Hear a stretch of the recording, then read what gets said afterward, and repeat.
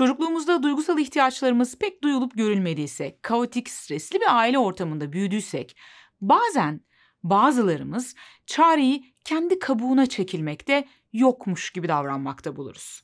Bu şekilde adeta aman ben sesimi çıkarmayayım da beni fark etmesinler, onların öfkelerinin, sinirlerinin gazabından ben de etkilenmeyeyim diye düşünürüz. Ya da zaten sıkıntılılar, bir de ben dert çıkarmayayım şimdi deriz. Psikolog Nicole LePera bu çocuklara yitik çocuk ya da görünmez çocuk diyor. Yitik çocuklar çocukluklarında sessiz, sakin, olgun çocuklardır. Problem çıkarmazlar ve fazla talepkar değillerdir. Kendi işlerini kendileri hallederler ve başlarının çaresine bakabilirler. Bu yüzden ebeveynleri onlara büyüdüklerinde sen benim en kolay çocuğumdun, beni hiç üzmedin, sen de hiç sıkıntı çekmedim derler. Tabii şimdi ben böyle söyledim diye her uslu, her sakin, kendine yetebilen çocuğu da yitik çocuk olarak etiketleyemeyiz elbette. Yani her çocuğun, her kişinin zorluklarla baş etme stratejisi farklı olabilir. Durumdan duruma göre değişebilir. Örneğin bazı çocuklar da zorlu aile ortamlarında büyümüş bazı çocuklar da tam tersine son derece hırçın ve hareketli olabilirler. Bu tepki kişiden kişiye, durumdan duruma göre değişebilir. Öte yandan bazen de son derece sakin, sağlıklı ailelerde büyümüş çocuklar kendi yapıları gereği daha sakin olabilirler. Peki yitik çocuk olarak büyümüş bir kişi yetişkinliğinde neyi nasıl yapar? Genellikle gerçek duygularını, isteklerini, ihtiyaçlarını ifade etmekten çekinir.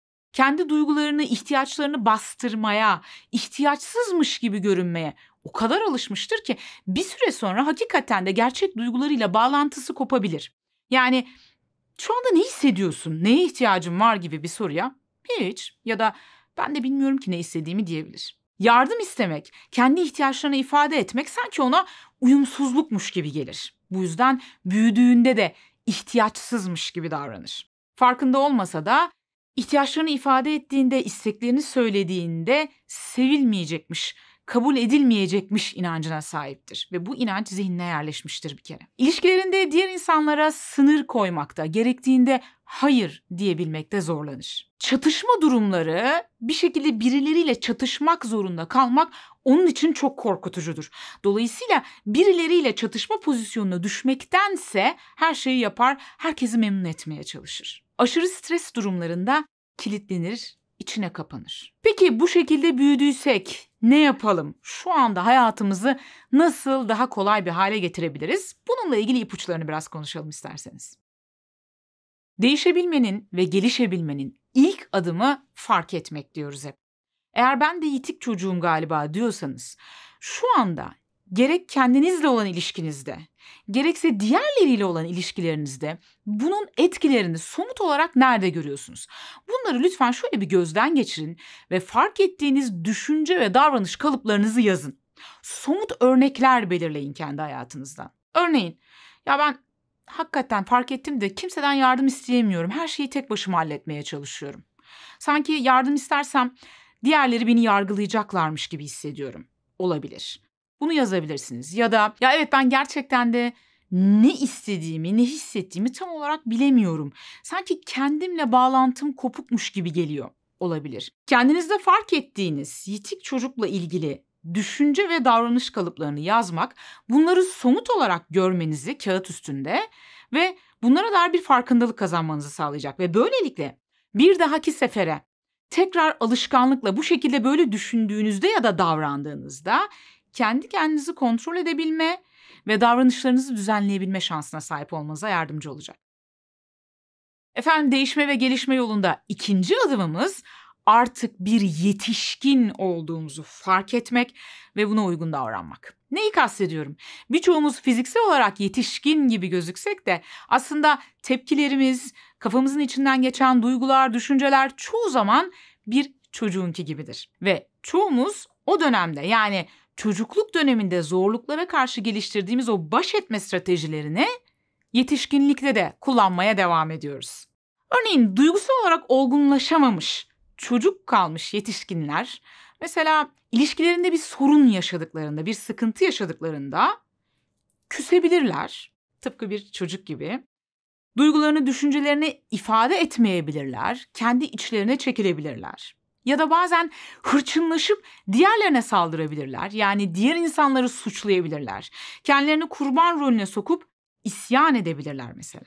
Yetişkinler ise olaya çocuklardan biraz daha farklı olarak daha analitik, daha sakin, soğukkanlı yaklaşabilirler. Durumu analiz edebilirler ve otomatik tepkiler yerine daha bilinçli şekilde verilmiş yanıtlar oluştururlar.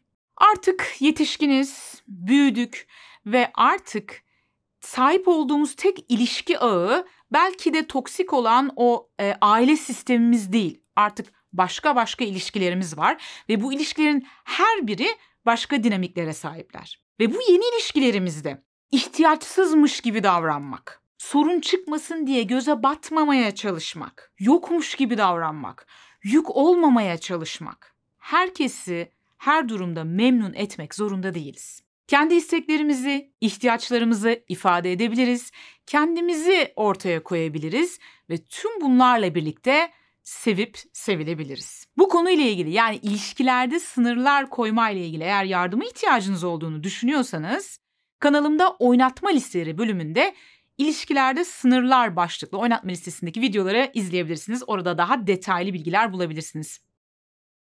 Üçüncü adımımız içsel çocuğumuzla tanışmak ve ona ebeveynlik yapmak. Kendine ebeveynlik diye bir kavram duymuş muydunuz?